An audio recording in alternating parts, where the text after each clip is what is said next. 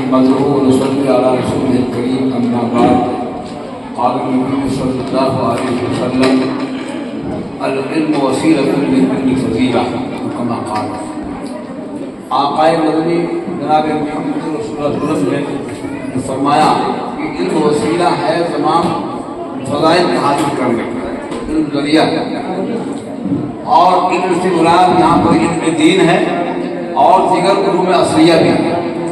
تو علم کے میدان میں جو مجاہدین آتے ہیں ان کو اس بات کو طے کر لینا ہوگا کہ آتا ہے جو طوفان آنے دو، آتا ہے جو طوفان آنے دو، کشتی کا خدا خود حافظ ہے۔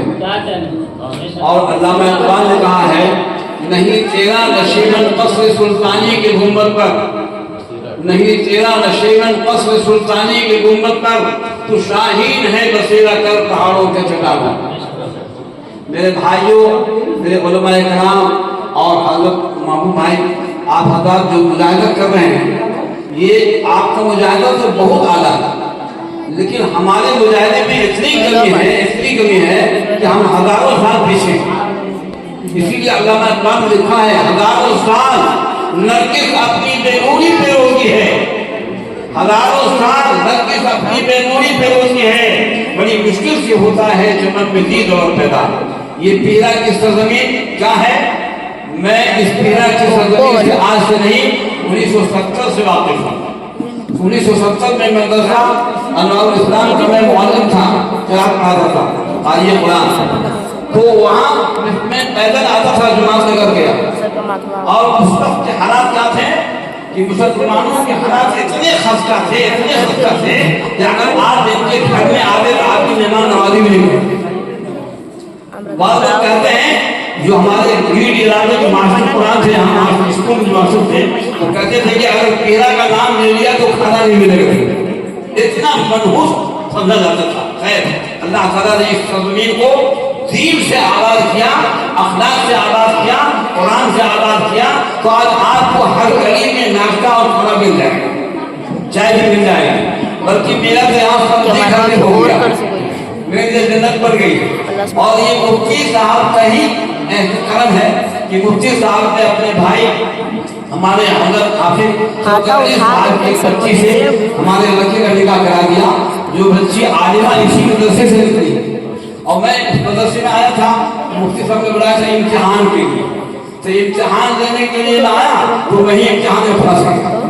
جس بچی سے نکاح میرے لڑکے کا ہوا، اس بچی کی تعلیم پر ہم کو اتنا زیادہ خوشی ہوئی کہ میں نے کہا کہ انشاءاللہ میں اپنے اس بچی کا اپنے لڑکے سے نکاح کروں گا۔ اللہ نے کامیاب کر دیا۔ تو میرے بھائی کو کہنے کا یہ ہے ہم اور آپ جب محنت کریں گے اور مجاہدہ کریں گے تو اس کا ثمرہ اور اس کا نتیجہ نکلے گا، لیکن دشمنوں سے ڈرنے کی ضرورت نہیں ہے۔ مدعی لاکھ ہونا چاہے تو کیا ہوتا ہے؟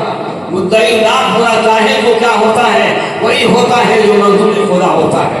اس لیے میرے بھائیوں، مفتی صاحب کو مبارکبادی میں جتنا تو وہ کم ہے، اور پینا کے سرزمین والوں کو جتنا مبارک وہ کم ہے، اور ہمارے حاجی محمود صاحب کو جتنا مبارک کم ہے، اس لیے انہوں نے جنگل میں جو ہے، اس صحرا میں جو ہے ایک ایسا کام لگایا ہے کہ یہ بات کبھی ختم نہیں ہوگا۔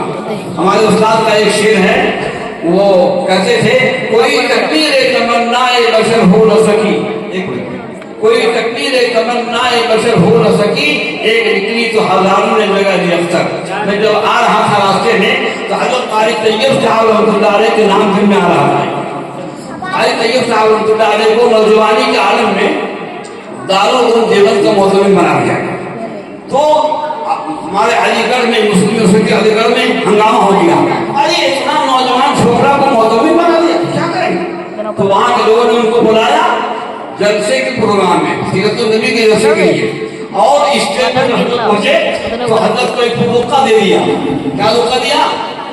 کہ آپ کو سائنس اور اسلام پر تفصیل کرنا ہے، جلسہ ہے سیرت النبی کا، اور دے دیا ہے کہ سائنس۔